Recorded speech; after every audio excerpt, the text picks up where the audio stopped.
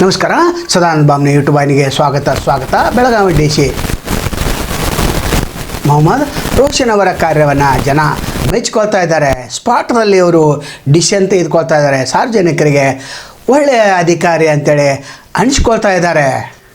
ಇವರಿಗೆ ಶುಭವಾಗಲಿ. ಅಂದರೆ ಇವತ್ತಿನ ವಿಡಿಯೋದ ಮುಖ್ಯ ಉದ್ದೇಶ ಇದಲ್ಲ. ಮೊನ್ನೆ ಏನು BJP ನಾಯಕರು ರಮೇಶ್ ಜಾರಕಿಹೊಳಿ ಮತ್ತು ಯತ್ನಾಳ್ ಟೀಮ್ ಏನು ರೆಜೆಂಟಾ ರೆಸಾರ್ಟ್ದಲ್ಲಿ ಬೆಳಗಾವಿಯಲ್ಲಿ ಏನು ಮೀಟಿಂಗ್ ನಡೀತು, ಅದರ ಬಗ್ಗೆ ಇಲ್ಲಿ 5-6 ಜನ BJP ರೆಬಲ್ ಸ್ಟಾರ್ ಏನು ನಾಯಕರಿದ್ದಾರೆ ಅವರು ಮೀಟಿಂಗ್ ನಡೆಸಿದ್ರು. ಅನಸಾಬ್ ಜೊಲ್ಲೆ ಇದ್ದರು, ಲಿಂಬಾವಳಿ ಇದ್ದರು, ನಂತರ ಬೆಲ್ಲದ ಇದ್ದರು. ಒಬ್ಬೊಬ್ಬರಾಗಿ ಯತ್ನಾಳ್ ಟೀಮ್ ಸೇರಿಕೊಳ್ತಾ ಇದ್ದಾರೆ. ಕಳೆದ 1 ತಿಂಗಳಿಂದ ಯತ್ನಾಳ್ ಬೆಳಗಾವಿಯಲ್ಲಿ ಠಿಕಾಣಿ ಹೊಡಿ ಹೇಗಾದರೂ ಮಾಡಿ ಅದನ್ನು ಕೆಳಗಿಳಿಸಬೇಕು, ಯಡಿಯೂರಪ್ಪರಿಗೆ ತಮ್ಮ ತಾಕತ್ತನ್ನು ತೋರಿಸಬೇಕು ಅನ್ನುವಂಥ ವಿಚಾರ ಇಟ್ಕೊಂಡು ಇವರು ಮೀಟಿಂಗನ್ನು ಮಾಡಿದ್ದಾರೆ.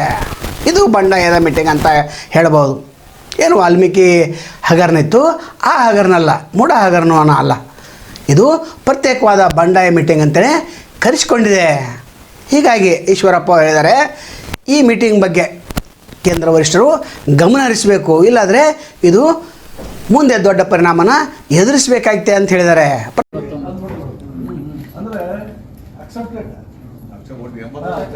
ಬೇರೆ ಮೂಢ ಕೇಸಲ್ಲಿ ಇನ್ನೂ ಒಪ್ಕೊಂಡಿಲ್ಲ ಅವರು.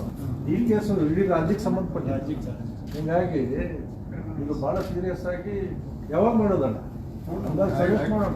ಹೈಕಮಾಂಡ್ಗೆ ಹೇಳೋದು ಸರಿ, ಯಾವಾಗ ಅಂತ ಸಜೆಸ್ಟ್ ಮಾಡ್ಬೇಕಲ್ಲ ಅವ್ರಿಗೆ. ನೋಡ್ರಿ, ಈಗ ಮೂಢ ಹಗರಣ ಏನೈತಲ್ಲ, ಇದು ಪ್ರತಾಪ್ ಶಿವ ಮೂಢ ಹಗರಣ ಏನೈತೆ ಬರೀ ಮೈಸೂರಿಗೆ ಸಂಬಂಧಪಟ್ಟಿದ್ದು, ಅದು ಒಂದು ನಗರಕ್ಕೆ ಸಂಬಂಧಪಟ್ಟಿದ್ದು. ಅದೊಂದು ಇಶ್ಯೂನೇ. SCP TSP 25,000 ಕೋಟಿ, 187 ಕೋಟಿ ನಮ್ಮ ವಾಲ್ಮೀಕಿ ನಿಗಮದ್ದು. ಇದು ನಮ್ಮ ಮುಂದೆ ಅಂತ ದಲಿತ ವಿರೋಧಿ ಸರ್ಕಾರ ಅನ್ನೋದನ್ನ ನಾವು ಮಂದಟ್ಟು ಮಾಡ್ಲಿಕ್ಕೆ ಭಾಳ ಒಳ್ಳೆಯ ಒಂದು ಹೋರಾಟ. ಇದನ್ನ ನಾವು ಹೈಲೈಟ್ ಮಾಡಬೇಕು. ಮತ್ತು ಒಂದು ಯಾವುದೇ ಒಂದು ವ್ಯಕ್ತಿ ಆಧಾರಿತವಾದಂಥ ಹೋರಾಟ ಆಗಬಾರ್ದು. ಯಾವುದೋ ಒಬ್ಬನ ಲೀಡರ್ ಮಾಡ್ಲಿಕ್ಕೆ. ಇನ್ನೊಂದು ನಮ್ಮ ಹೋರಾಟ ಜನರ ಪರವಾಗಿರ್ಬೇಕು. ಇನ್ನೊಂದು BJP ಸರ್ಕಾರದ ದೊಡ್ಡ ಕಾಂಟ್ರಿಬ್ಯೂಷನ್ ಏನಂದ್ರೆ SC STಗೆ ರಿಸರ್ವೇಶನ್ ಜಾಸ್ತಿ ಮಾಡಿರೋದು. ಅದು ನಮ್ಮ ಸರ್ಕಾರ ಆ್ಯಕ್ಚುಲಿ ದಲಿತರ ಪರವಾಗಿರೋದು. 12% ಇದ್ದದ್ದು 15% 17% ಮಾಡಿದ್ದು SCಗಳಿಗೆ, 3% 7 STಗಳಿಗೆ ರಿಸರ್ವೇಶನ್ ಮಾಡಿರೋದು. ಬೇರೆ ಅವ್ರ ಕಾಂಟ್ರಿಬ್ಯೂಷನ್ ಏನು?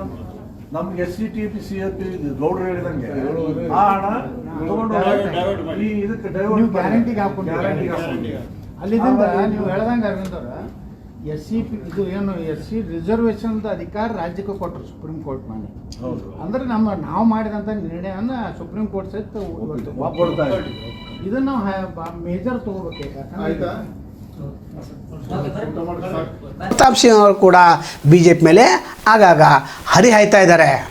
ಇನ್ನು ಎರಡನೇ ವಿಷಯ ಅಂತಂದರೆ, ಬೆಳಗಾವಿ ಕೆಲವು TV ಪತ್ರಕರ್ತರು ಚೆನ್ನಮ್ಮ ಸರ್ಕಲ್ ಹತ್ತಿರ ಇರುವಂಥ ಕನ್ನಡ ಸಾಹಿತ್ಯದ ಕಟ್ಟೆ ಮುಂದೆ ಕುಳಿತು ವರದಿ ಮಾಡುವಂಥ ಪರಿಸ್ಥಿತಿ ಬಂದಿದೆ. ಮಳೆಗಾಲ, ಚಳಿಗಾಲ, ಬೇಸಿಗೆಗಾಲ ಇದು ಯಾವುದೇ ಇದ್ರೂ ಕೂಡ ಇವರು ಇಲ್ಲಿಯ ಕಟ್ಟೆ ಮೇಲೆ ಕ್ಯಾಮ್ರಾ ಇಟ್ಕೊಂಡು ಕುಳಿತುಕೊಂಡಿರ್ತಾರೆ. ಇವರಿಗೆ ಯಾವುದೇ ವ್ಯವಸ್ಥೆ ಇಲ್ಲ. ಇನ್ನು TV ಮಾಲೀಕರು ಅವರು ವರದಿ ಬಂದರೆ ಸಾಕು, ರಿಪೋರ್ಟರ್ ಎಲ್ಲಿ ಕೂತ್ರೆ ಅವ್ರಿಗೇನು ಅನ್ನುವಂಥ ಒಂದು ನಿರ್ಲಕ್ಷ್ಯ ಧೋರಣೆಯನ್ನು ತಾಳ್ತಾ ಇದ್ದಾರೆ. ಇವರಿಗೆ ಒಂದು ತಾತ್ಕಾಲಿಕವಾಗಿ ಶೆಡ್ಡನ್ನೇನಾದರೂ ಅಲ್ಲಿ ರಚನೆ ಮಾಡಿಕೊಳ್ಳುವಂಥ ಒಂದು ವ್ಯವಸ್ಥೆಯನ್ನು ಜಿಲ್ಲಾಡಳಿತ ಅಥವಾ ರಾಜಕಾರಣಿಗಳು ಮಾಡಬೇಕಾಗ್ತದೆ. ಇವರ ಪರಿಸ್ಥಿತಿ ಹೀನಾಯ ಪರಿಸ್ಥಿತಿ ಆಗಿದೆ. ಇಂಥ ಪರಿಸ್ಥಿತಿ ಬರಬಾರ್ದು.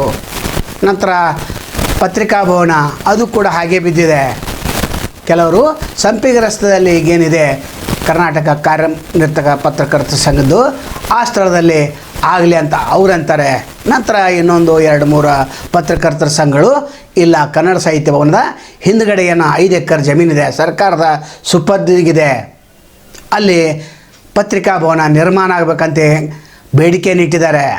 ಈಗ ಲಕ್ಷ್ಮೀ ಹೆಬ್ಬಾಳ್ಕರ್ ಆಗಲಿ ಅಥವಾ ಸತೀಶ್ ಜಾರಕಿಹೊಳಿ ದ್ವಂದ್ವ ಒಂದು ಪರಿಸ್ಥಿತಿಯಲ್ಲಿ ಸಿಲುಕಿಗೆ ಹಾಕಿಕೊಂಡಿದ್ದಾರೆ.